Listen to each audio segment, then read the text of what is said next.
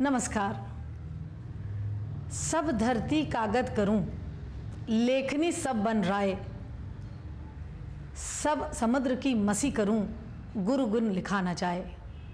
क्या खूब कहा गया है कि यदि सारी धरती को एक कागज़ बना लें और विश्व के सारे वनों की लकड़ियों से कोई कलम बना लें, फिर सारे समुद्र की स्याही कर लें, तो भी गुरु का गुण, गुरु के गुण का ज्ञान और उसकी महिमा लिखी नहीं जा सकती, वो भी कम पड़ेगा।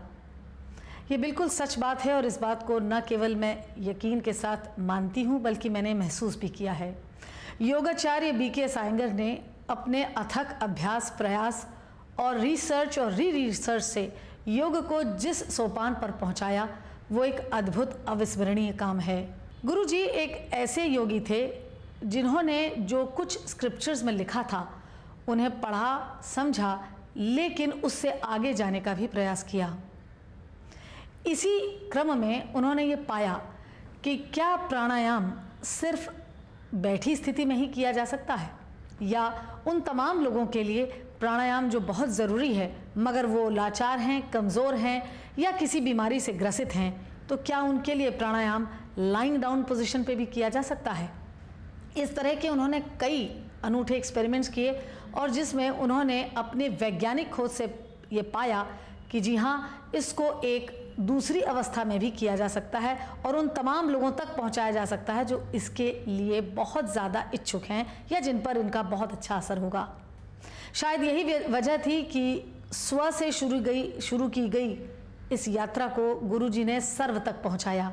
यानी अपने अभ्यास को उन्होंने सिर्फ अपने तक नहीं रखा, उसके अच्छे बुरे गुणों को देखकर फिर उसको इन ऊंचाइयों तक पहुंचाकर सब जनता के लिए पहुंचाया, जनता जनार्दन के लिए पहुंचाया, ताकि उनको भी वही फायदे हो सके जो उन्हें हुए थे। प्राणायाम आजकल बहुत आसानी से इस्तेमाल करने वाला एक शब्द है, बल्कि यूँ कहें कि इसका फैशन सा हो गया है, लेकिन सच पूछिए तो एक बहुत ही गूढ़ ज्ञान है और इसको करने के कई तरीके हैं और प्राणायाम कई प्रकार के हैं।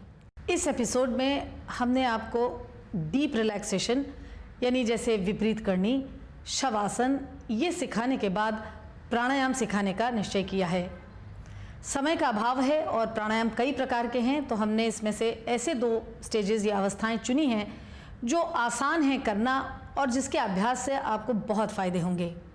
तो चलिए सबसे पहले सीखते हैं विपरीत करनी, एक ऐसा आसन जो गुरुजी की स्वयं की खोज है, जो किसी स्क्रिप्चर्स में मिलता नहीं, लेकिन एक अद्भुत डीप रिलैक्सेशन का आसान तरीका है।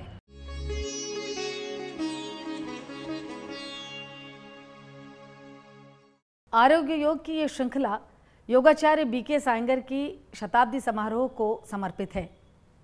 हम जिस आसन को अब आपको सिखाने जा रहे हैं, जिसका नाम है विपरीत करनी, ये गुरुजी की एक अभूतपूर्व खोज है।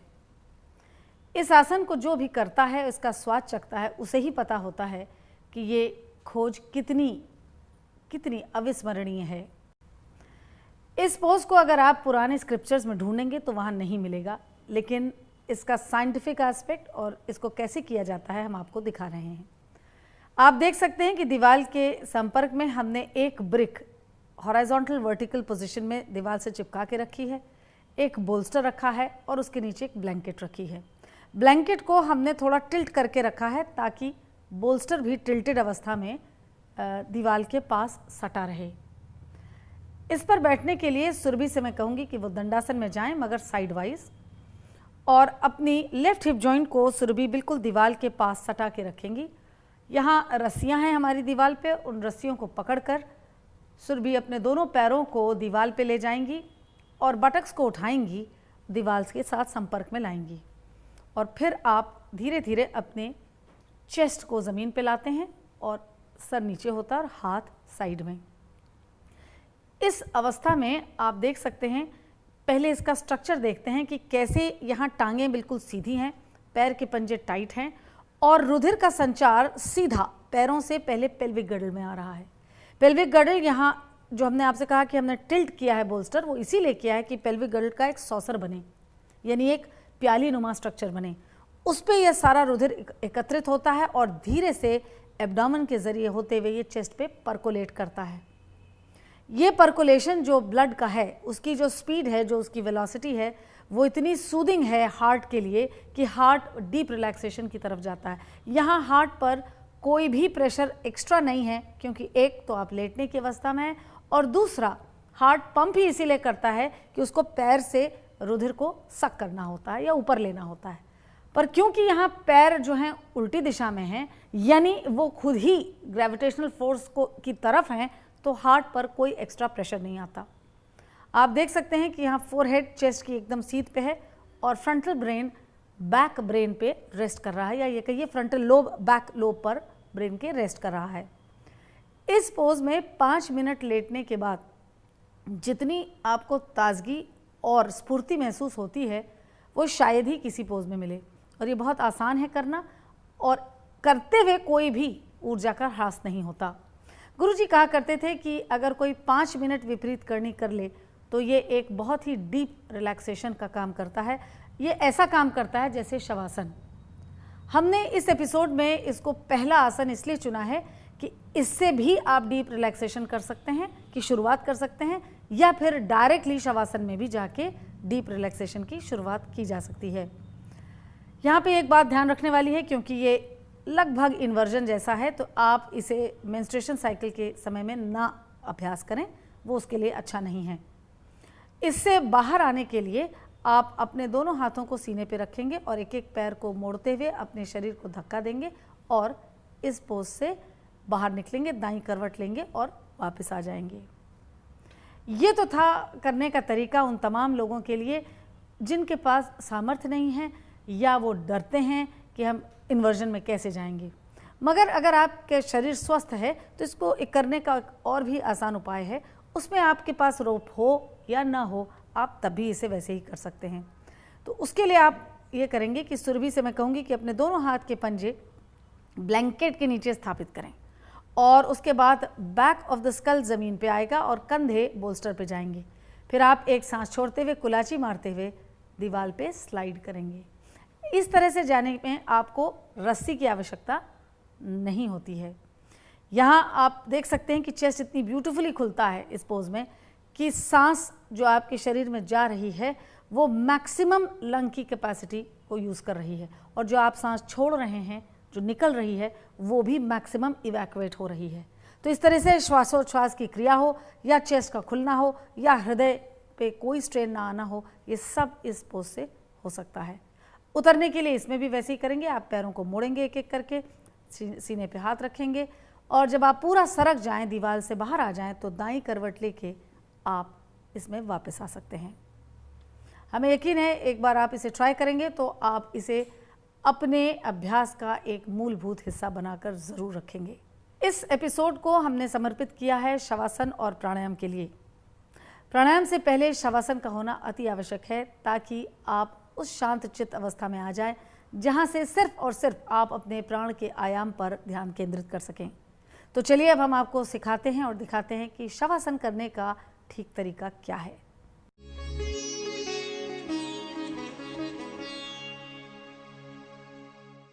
अब हम आपको ठीक प्रकार से शवासन करने की विधि सिखा रहे हैं और ये भी बताना चाह रहे हैं कि शवासन है क्या। एडिटा यहाँ दंडासन में बैठी हैं। पहली बात यह है कि देखिए कि वो बिल्कुल सीधे बैठी हैं और स्टिकी मैट के सेंटर पे हैं।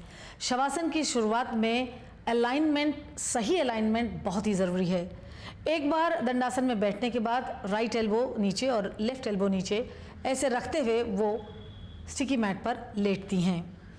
आप देख सकते हैं कि उनके बगल में एक रोल्ड बैंडेज का एक हिस्सा रखा हुआ है, टुकड़ा रखा हुआ है, वो आप तैयार करके रखेंगे जिसकी लंबाई 12 इंच के करीबन होनी चाहिए। फिर एडिटा अपना सर उठाएंगी, raise your head up to see head and feet are in one line. Guruji कहा करते थे कि जब आप रिलैक्सेशन के लिए चल रहे हैं और अगर आप टेढ़े हो जाएं तो एनर्जी भी क्रिकेट फ्लो करती है, इसलिए हेड को उठा के फीट की लाइन पे लाना बहुत ज़रूरी है। इसके बाद आप अपने बैक ऑफ द स्कल को पकड़ेंगे और उसकी स्किन को नीचे से ऊपर घुमाते हुए फोरहेड स्किन के पास लाएंगे। ऐसा करने से आपके फोरहेड स्किन जो है वो रिलैक्स होती है और फेशियल मसल सारी रिलैक्स हो जाती हैं। उसको रिलैक्सेशन देने के बाद आप अपने कमर और लेग्स इन दोनों पर ध्यान देंगे। आप पैर मोड़ेंगे, you will bend your legs, you will lift your buttocks up to release the skin away from the lumbar, यानी आपने कमर से स्किन को नीचे की ओर उतारा। ऐसा करने से आप जब बहुत देर तक लेटते हैं तो आपको पीठ में जिसे कहते हैं जकड़न या ऐंठन नहीं होती। फिर एडिटा ने अपने पैर सीधे किए जैसे अभी आपने देखा और पैर की एड़ियों को एक्सटेंड किया, extend the back of the heel, बिल्कुल पैर सीधे रखे जैसे ताड़ासन कर रहे हों। फिर एडिटा दोनों स्टिकी मैट के कोनों को पकड़ेंगी, शोल्डर्स को रोल करेंगी और अपने हाथों को सीधा रखेंगी। Palms always should face the ceiling. ऐसा करने से आप देख सकते हैं कि अपर आर्म रोटेट करती है इनसाइड आउट और शोल्डर्स पीछे की ओर जाते हैं। शवासन में ज़्यादातर लोगों का ये मानना है और जो सिखाते हैं वो ये कि बस ढीला छोड़िए बदन को और लेट जाइए। ये शवासन की सही अवस्था नहीं है, इसमें बहुत सारे नियम हैं जो आपको मानने चाहिए। एक बार आपने अपने पैरों और हाथों को ठीक पोजीशन पे लगा लिया, back of the skull skin को आपने रोटेट करके फेशियल स्किन तक को रिलैक्स कर लिया, तब आप ये जो बैंडेज का हिस्सा है इसको लेंगे, अपने फोरहेड को चेस्ट के पैरेलल रखते हुए आंखें बंद करेंगे और उसके ऊपर इस बैंडेज को रख लेंगे। ये ध्यान रहे कि जब आप बैंडेज रख रहे हैं तो आप अपने नाक को बंद नहीं कर रहे हैं। Don't close your nose, it is only for your eyes so that बहुत तेज़ रोशनी आपकी आंखों में न जाए। शवासन और प्राणायाम इन दोनों में ही आंखों को हम बहुत ही बंद करके और बिल्कुल शिथिल अवस्था में रखते हैं।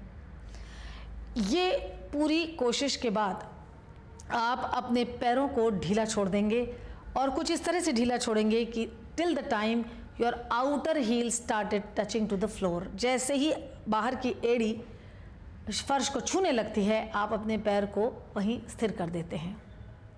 जनरली लोगों के दिमाग में ख्याल है कि संस्कृत के शव का अर्थ है कि कोई मृत प्राय शरीर है, शरीर ढीला छोड़ दीजिए और जहाँ जैसा जा रहा है जाने दीजिए, तो वो एक शवासन की अवस्था है। हो सकता है उसमें आप खराटे लेने लगें और हो सकता है आप छत ताकें, लेकिन ऐसा कुछ भी नहीं है। हकीकत ये है कि बॉडी, ब्रेथ, माइंड, इंटेलेक्ट ये सब एक होते हैं शवासन में और ये नतमस्तक होते हैं आत्मन के सामने। ऐसी अवस्था में जो माइंड में स्टेडीनेस या स्टिलनेस आती है, जो एकाग्रचित्तता आती है, वो है शवासनिक अवस्था।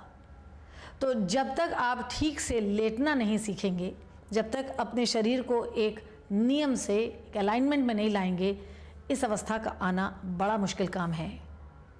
ऐसा करने के पश्चात आप अपने आँख की दोनों कोरें ढीली छोड़ेंगे, नाक की बाहर की कोर ढीली छोड़ेंगे, होठों की बाहर की कोर ढीली छोड़ेंगे और ज़बान को नीचे के तालू से संपर्क में रखेंगे।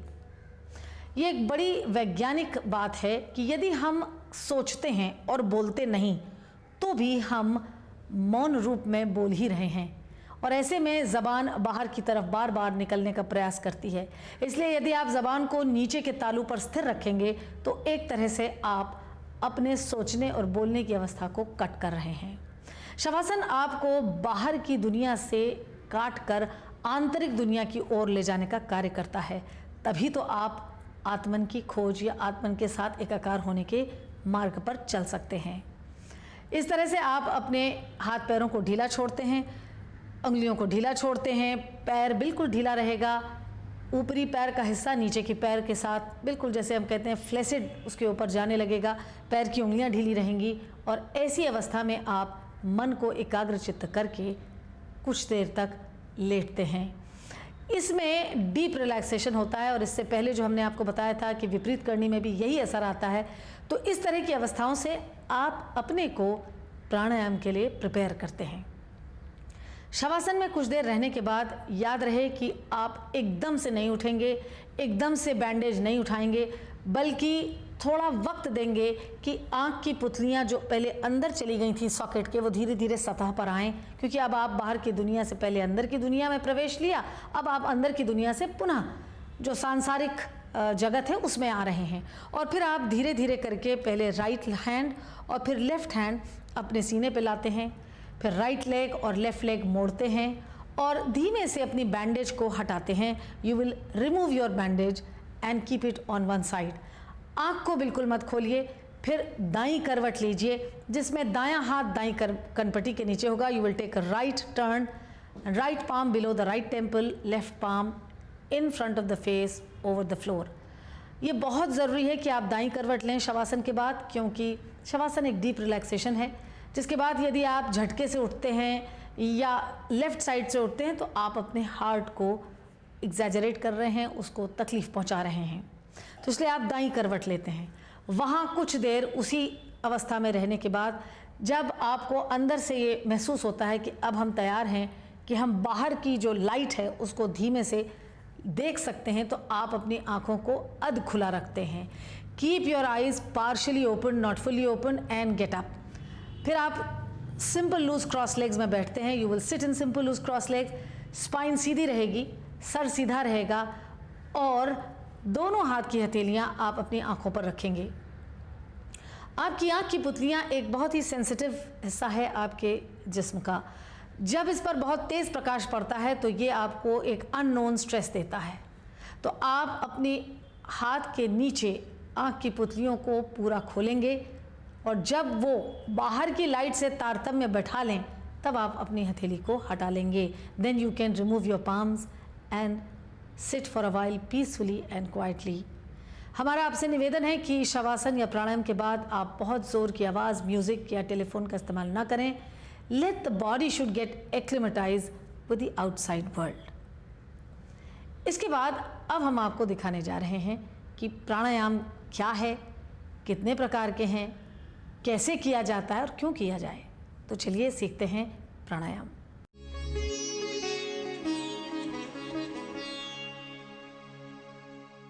अब हम आपको प्राणायाम में जाने की एक विधि बता रहे हैं। इसको दो प्रकार से किया जा सकता है। एक तो पद्मासन लगा के, जो सबसे प्राचीन पद्धति है और इसमें स्पाइन सबसे स्टेबल रहती है।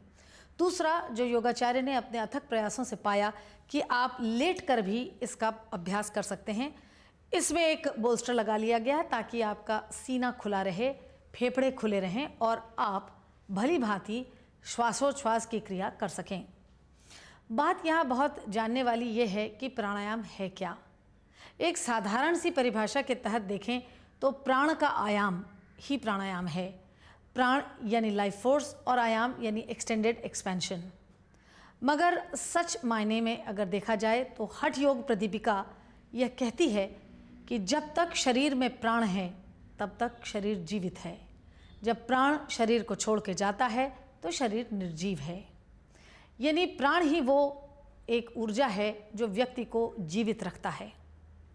हमारे ऋषि मुनियों ने बहुत अभ्यास के बाद ये पाया कि अगर हम अपने श्वासोच्छ्वास की क्रिया को यानी सांस लेने और छोड़ने की क्रिया को बड़े संयम से और कई विधियों से करें तो हम इनके लेने और छोड़ने की अवधि को, इनके वॉल्यूम को बढ़ा सकते हैं और जो जीवन दायिनी बनता है और इस तरह से योगी की उम्र बहुत ही लंबी होती रही है। इसी विधा को सिखाने के लिए हमने आज आपके लिए दो बहुत ही आसान से प्राणायाम चुने हैं, एक उज्जाई और दूसरा विलोम। समय का अभाव भी है और तैयारी भी सब लोगों की अलग अलग होती है।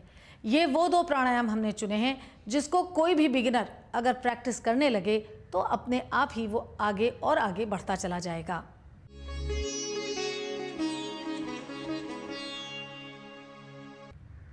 हम आपको पहले दिखाने जा रहे हैं कि लाइंग डाउन पोजीशन में उज्जाई प्राणायाम कैसे किया जाता है।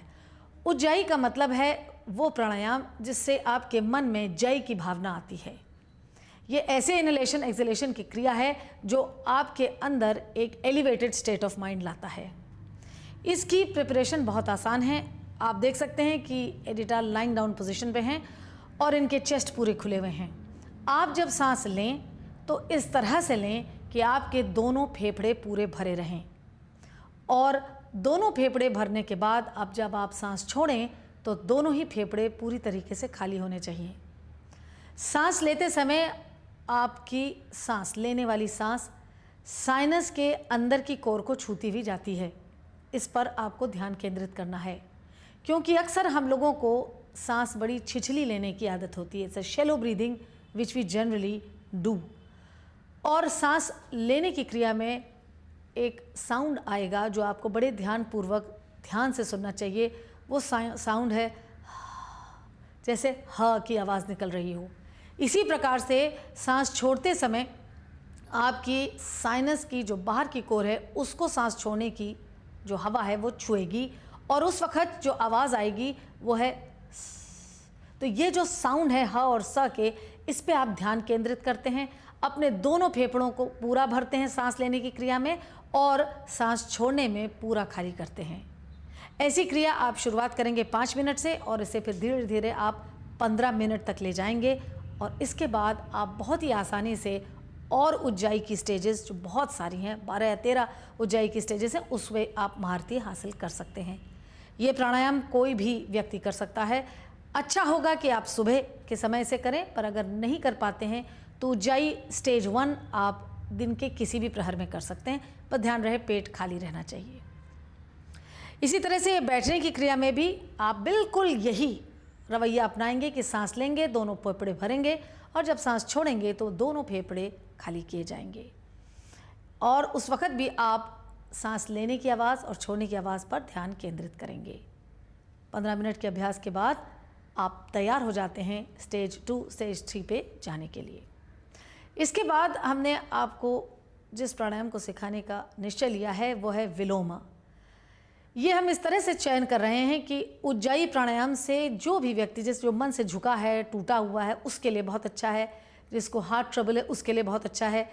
एक चीज़ का ख्याल रखिएगा कि आप उज्जाई जब समाप्त करेंगे तो हमेशा सांस ले के करेंगे, न कि छोड़ के। सांस लेने से आपका मनोबल बढ़ा रहता है और वो हार्ट पे स्ट्रेन नहीं होता।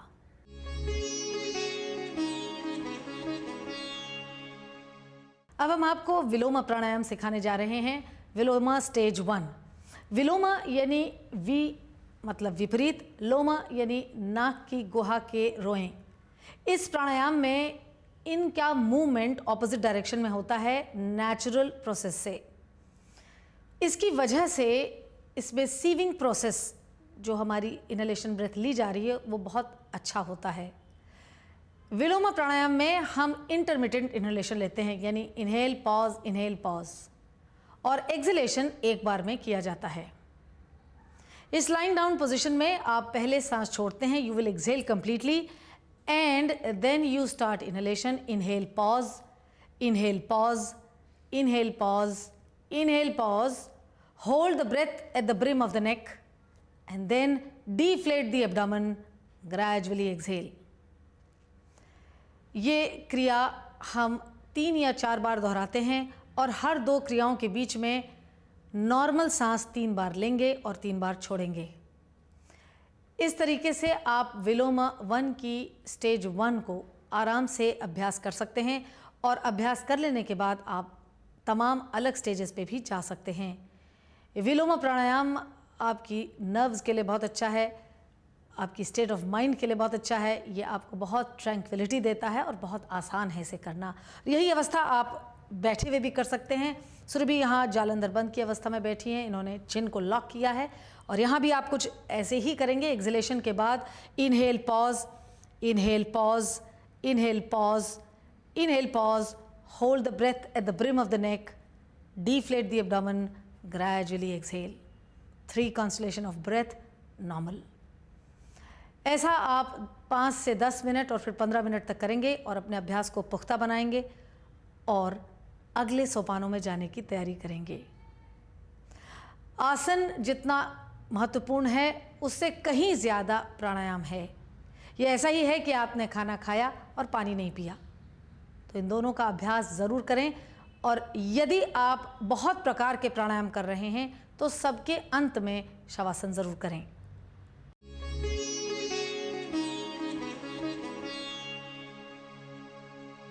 आज आरोग्य योग की श्रृंखला का आखिरी एपिसोड है।